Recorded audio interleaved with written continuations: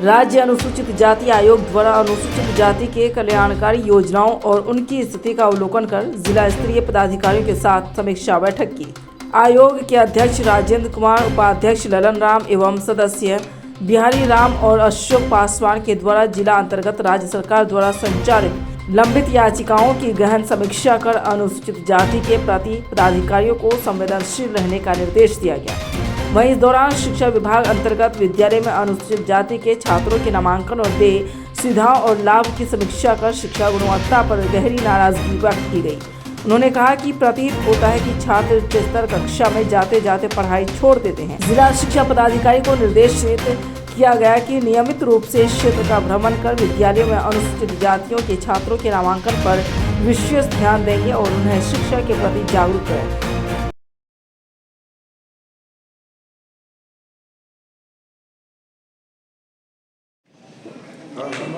Media के साथी को पहले धन्यवाद देना चाहेंगे। आज किशनगंज में सीमांचल में हम लोग का टीम 25 तारीख से ही निकला हुआ है। माननीय अध्यक्ष, हमारे माननीय सदस्य और हम लोग चाहते हैं कि बिहार सरकार का जो कार्य है गरीब तक नहीं पहुंच रहा है, आयोग उसको निगरानी कर और चिन्हित कर, चाहे इंदिरा आवास संबंधित हो या पर्चा संबंधित हो या अनुसूचित जाति का जो भागीदारी है विभिन्न विभागों में, उसको हकमारी हो रहा है, उसको हम लोग कैसे पहुंचाए, इसका हम लोग समीक्षा करते हैं। SC/ST एक्ट के तहत कहाँ उत्पीड़न हो रहा है, कहाँ हत्याएं हो रही है, कहाँ बलात्कार हो रही है, इस पर हम लोग विशेष रूप से फोकस कर रहे हैं और संबंधित विभाग और संबंधित पदाधिकारी को सख्त निर्देश दे रहे हैं कि हमारे गरीब गुरबा को जहां परेशानी हो रही है, अत्याचार हो रहे हैं, जुर्म हो रहे हैं, वहां आप लोग मुस्तैदी से कार्य करें। और हम लोग लगातार पूरा बिहार में हम लोग के प्रति सरकार का जो जवाबदेही है, जिम्मेदारियाँ हैं, उसको निर्वहन करने के लिए माननीय अध्यक्ष हमारे राजेंद्र कुमार जी, माननीय सदस्य श्री श्याम बिहारी राम जी, माननीय सदस्य श्री अशोक पासवान जी, एक और माननीय सदस्य आज नहीं आए हैं, जगदीश चौधरी जी, हम लोग लगातार मिलकर पूरा बिहार में अपना लक्ष्य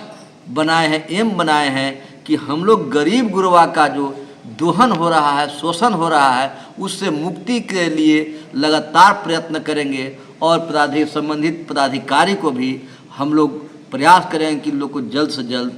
जितना भी आवश्यक कार्य हो करने का। तो लोगों को इंसाफ कहाँ मिला? किशनगंज जिले में सर एक ब्लैक लिस्टेड किया जाता है, फिर किस दबाव में आके खोल दिया जाता है? हम लोग इस संबंध में अभी माननीय हमारे अध्यक्ष जी ने बताया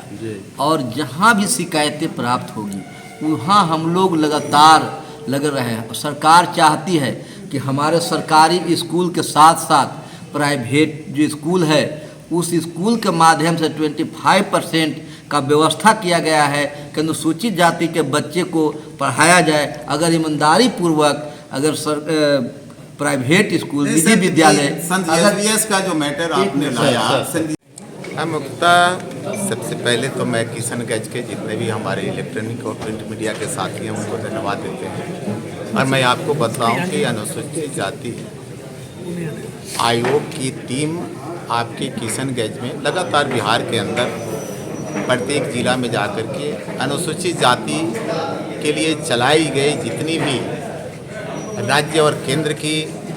सरकार के द्वारा योजनाएं हैं, उस योजनाओं को कैसे अनुसूचित जाति के सदस्यों तक हम पहुंचा सकें और 100% उन तक पहुंच सके या फिर उन पर हुए उत्पीड़न अत्याचार से मुक्ति दिला सके, इसके लिए राज्य अनुसूचित जाति आयोग बिहार के सभी पंचायतों पर जिला में जा रही है। हम यहाँ तक कि सूक्ष्मता के साथ कुछ जगहों पर जाकर के मैंने देखा है अनुसूचित जाति की जो हिस्सेदारी बनती है राज्य सरकार के द्वारा जो चलाई गई योजनाएं हैं उसमें काफ़ी अनियमितता भी पाई गई है। उस अनियमितता के विषय में निश्चित तौर पर आयोग उसे गंभीरता से लेगी और कार्रवाई करेगी, सरकार तक पहुंचाने का काम करेगी। यहाँ तक कि बिहार के अंदर जो निजी विद्यालय हैं राइट टू एजुकेशन के तहत अनुसूचित जाति या फिर अन्य जाति के जो बिलो प्रॉपर्टी सदस्य हैं उनके बच्चे को 25% फ्री ऑफ कॉस्ट नामांकन भी लेनी है और ट्यूशन फी भी माफ़ करके फ्री ऑफ कॉस्ट पढ़ानी है। परंतु बड़े बड़े यह जो निजी विद्यालय हैं, एक विद्यालय में मैं जाने का प्रयास किया है जो आपके यहाँ का एक विद्यालय है, नाम शायद बाल मंदिर है। मैं नियम के तहत कल इन्फॉर्मेशन दिया कि मैं विद्यालय में आना चाहता हूँ। अब कारण क्या है, लेकिन उसे विद्यालय को बंद कर दी गई। फिर भी मैं अपने पदाधिकारियों से मैसेज दिलवाया है कि कम से कम ऑफिस कार्यालय खोल करके हम कुछ डाटा देखना चाहते हैं कि वाकई जो 25% बच्चे को फ्री मुफ्त में पढ़ानी है, आप उस नियम का पालन कर रहे हैं या नहीं कर रहे हैं। परंतु जाने के बाद उस विद्यालय में कार्यालय भी बंद मिला। सिर्फ अकाउंट्स के एक क्लर्क हमें मिले जिनके द्वारा सही डाटा मुझे नहीं दी गई। मुझे दुख हुआ है कि निश्चित तौर पर मैं कोशिश करता हूँ कि बिहार के अंदर आपके सिर्फ किशनगंज में 97 निजी विद्यालय हैं। 97 निजी विद्यालय अगर नियमों का पालन करते हुए 25% गरीब के बच्चों को मुफ्त में अगर शिक्षा देना शुरू कर देते, गुणवत्तापूर्ण शिक्षा मिलती, तो गरीब हित में बहुत बड़ा काम होता। सरकार की इच्छा शक्ति है, परंतु कुछ पदाधिकारी और कुछ निजी संस्थाओं के लोगों के द्वारा गरीबों की जो हकमारी हो रही है, आयोग उसे बड़ी करीब से देखिए। और निश्चित तौर पर इस पर हम लगातार काम कर रहे हैं और कोशिश करते हैं कि आयोग के माध्यम से कार्रवाई भी होगी और सरकार तक इस विषय को हम ले जाने का प्रयास करें। क्या देखिए, आयोग दुख प्रकट किए और निश्चित तौर पर खेद प्रकट हमने किया है कि जो बाल मंदिर विद्यालय है वह किशनगंज के नामचीन विद्यालय है। गरीब के बच्चे चाहते भी होंगे कि हमारे माता पिता के पास पैसा होता तो ये नामचीन विद्यालयों में मुझे भी पढ़ने का मौका मिल सकता था। परंतु जब सरकार के द्वारा यह नियम संधारित है कि 25% गरीब के बच्चे को मुफ्त में पढ़ानी है, परंतु मुझे जहाँ तक डाटा एक 2 पन्ने का मिला, उससे स्पष्ट लगा कि बाल मंदिर उन नियमों का पालन नहीं करता। और मैं असंतुष्ट हूँ उस रिपोर्ट से भी, और हमें उम्मीद है कि बिहार के अंदर अगर सभी निजी विद्यालय उस नियमों का पालन करें तो तकरीबन लाखों में गरीब के बच्चे बेहतर और गुणवत्तापूर्ण शिक्षा प्राप्त कर सकते हैं। सर, SC/ST की बात करते हैं, आप लोगों से लोगों को काफ़ी उम्मीदें होती है। ठाकुरगंज का एक मामला है, बुदानी की ज़मीन से रात को JCB लगा घर तोड़ दिया जाता है और थाना अध्यक्ष कुछ नहीं करते, वो बेचारे समन्वय आते हैं, गुहार लगाते हैं, फिर निराश होकर चले जाते हैं। जिन विषयों के संदर्भ में आप बात ला रहे हैं वह आवेदक मेरे यहाँ आए थे। मैं पदाधिकारियों से रिव्यू किया है। मैं समय मांगा है कि तुरंत अविलंब जांच करें और जांच करके उसे न्याय मिले, अन्यथा मैं जो विभाग के पदाधिकारी हैं, संबंधित पदाधिकारी, उस पर आयोग कार्रवाई करें। सर, प्रधानमंत्री आवास का लाभ जो है मतलब SC/ST के लोगों को नहीं मिल रहा है, क्योंकि वो 20,000 पहले जो 20,000 वाला आवास था वो मिल पाया है, NOC नहीं मिल पा रहा है। देखिए, इस विषय पर आयोग चिंतित है और सरकार में पत्राचार हमारे माध्यम से हुई है। हमें उम्मीद है कि उस पर सरकार विचार करेगी, क्योंकि जो आज 20,000 रुपया तकरीबन कई वर्ष पहले उसे मिला, आज भी फिर से उसे आवास से लाभान्वित करने के लिए उसकी बहाना बना करके NOC नहीं मिलता। और जब तक अनापत्ति प्रमाण पत्र नहीं मिलता, वह आवास का लाभ उन्हें नहीं मिलेगा। इससे संबंधित हम पत्राचार आज जो जानकारी हुई है पूर्व में भी मैं किया हूँ और निश्चित तौर पर आयोग सरकार तक इस विषय को ले जाएगा। और सर, भूदान का ज़मीन भी नहीं मिल पा रहा है गरीबों को खासकर। भूदान की जितनी ज़मीन है, मैं ADM ये DC लाट से भी बात किया और उनके द्वारा ये आश्वासन मिली है कि आखिर भूदान की ज़मीन जितनी है उसका जो टोटल भूदान की ज़मीन कितनी है उसको निकाल करके, और जिनको कागज़ मिली है, परवाना मिला है, जिनके नाम पर वह सेटलमेंट है, तो उसमें कुछ से दोष दिखे हैं कि जो भूदान के डोनर हैं, जो डोनर हैं उसमें उनके परिवार से ही कोई दावा कर गरीब को बेदखल कर दिया, जबकि सरकार के द्वारा जिन्हें परवाना प्राप्त है उनके पास आज भी दाखिल खारिज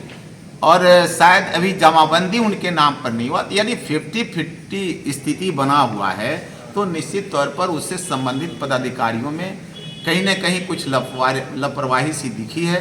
मैं वक्त दिया हूँ, समय दिया हूँ, उसके अंदर अगर कार्रवाई उनके स्तर से नहीं होता और हमारे लोग भूमि विवाद की वजह से भी कई एक जगह प्रताड़ित हो रहे हैं, या भूमि विवाद को समाप्त कर और भूदान की जो ज़मीनें हैं जो उन्हें आवंटित है अगर उस पर कब्जा नहीं कराई गई तो निश्चित तौर पर आयोग संज्ञान लेगी। सर, अनुसूचित जाति जनजाति जो कल्याण समिति है उसमें केस की संख्या सर पूरे बिहार में सबसे कम किसने देते हैं? देखिए, केस की संख्या तो इस बात पर बहुत हम इसलिए नहीं जानना चाहते क्योंकि जो यहाँ अनुसूचित जाति का परसेंटेज है अन्य जिला के मुताबिक कम है, और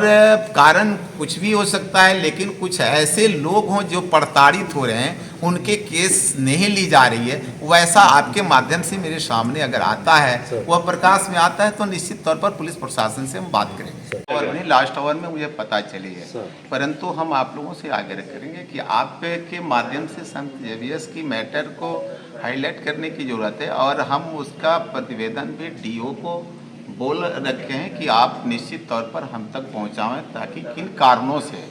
जो मामला प्रकाश में आई थी उसे दबा दी गई, गरीब बच्चों से छल किया गया था। नहीं, ये हमारी दूसरी बात है। एक आपके माध्यम से जिला के प्रशासन के संदर्भ में मुझे जो लगा, ये 2 माह पहले प्रतिवेदन इस जिला के सभी विभागों से मांगी गई थी, उस विभाग से प्रतिवेदन नहीं दी गई और कुछ पदाधिकारी इस बैठक की अहमियत नहीं समझे। मुझे लगता है कि अनुसूचित जाति के इस आयोग का महत्व उनके दिमाग में नहीं आई, दिल में नहीं आई, और वह जिम्मेवारी ये नहीं समझे कि आयोग की टीम आई है, अनुसूचित जाति की टीम आई है, उसमें जानी चाहिए। तो निश्चित तौर पर वैसे पदाधिकारियों के खिलाफ मैंने इस मीटिंग के बाद आप लोग के माध्यम से खेद प्रकट कर रहा हूँ, और निश्चित तौर पर आयोग इस विषय को गंभीरता से संज्ञान लेगी, क्योंकि जब अनुसूचित जाति की टीम जो आयोग की टीम है वह तकरीबन 400-500 किलोमीटर दूरी तय करके अनुसूचित जाति के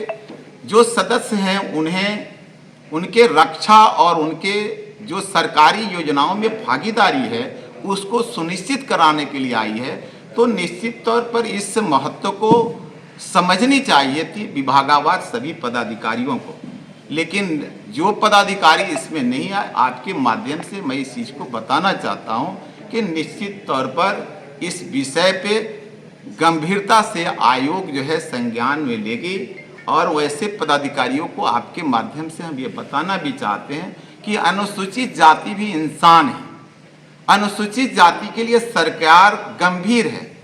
अनुसूचित जाति के लिए राज्य सरकार के द्वारा तमाम जो कोशिशें हैं, जो लाभकारी योजनाएं चलाई जा रही है, वह जो पदाधिकारी हमारे हैं उन्हीं के माध्यम से गरीबों तक हम पहुंचाना चाहते हैं, और इसी के लिए उन्हें सरकार जो है पोस्टिंग भी या पदस्थापित की है। परंतु अगर वह लापरवाह दिखे हैं अनुसूचित जाति के प्रति तो निश्चित तौर पर हम खेद प्रकट किए और उनके संदर्भ में गंभीरता से कार्रवाई करने के लिए